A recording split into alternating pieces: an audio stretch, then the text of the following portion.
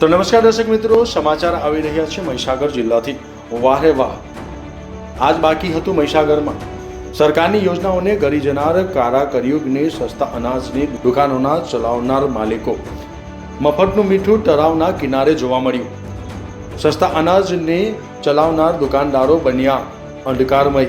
મહીસાગર જિલ્લાના લુણાવાડા તાલુકાના નપાણિયા ગામની સીમમાં આવેલું તળાવમાં પડેલી ગુજરાત સરકારની યોજનામાં ચાલતી સામગ્રી હેઠળ આયોડિનયુક્ત મીઠું જે તમામ NFSA કાર્ડ ધારકો તેમજ નોન NFSA કાર્ડ ધારકો માટે હોય છે, જે વિનામૂલ્યે હોય છે, જે તમામ કાર્ડ ધારકો માટે હોય છે।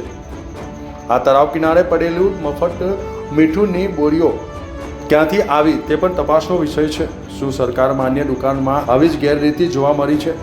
તો તેનો જવાબદાર કોણ?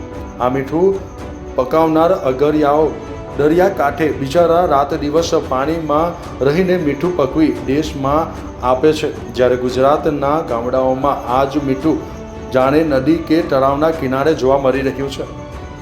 આ 1 કિલો વજનવાળી થેલીમાં આયોડિનયુક્ત મીઠામાં ઉપર ચેતવણી પણ આપવામાં આવી છે કે ફક્ત જાહેર વિતરણ વ્યવસ્થા હેલ્થ સરકારના લાયસન્સ ધરાવતા દીનદયાલ ગ્રાહક ભંડારની દુકાનો મારફતે વેચાણ, તે સિવાય કોઈ અન્ય જગ્યાએ એક કરતાં વધારે પાઉચનો સંગ્રહ ગુનો તથા સજાને પાત્ર છે।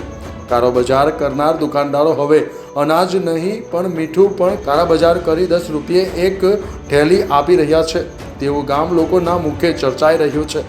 મીઠું નાખનારને સજા થશે કે નહીં તે તો જોવું રહ્યું, આવનાર દિવસ જ બતાવશે। કોણ છે આ મફતના માલનો સોદાગર? શું તેને સજા થશે કે નહીં તે જોવું રહ્યું। વધુ અહેવાલ આવતા એપિસોડમાં। જમીલા દીવાનો રિપોર્ટ, ન્યૂઝ ટુડે, બાલાસિનોર।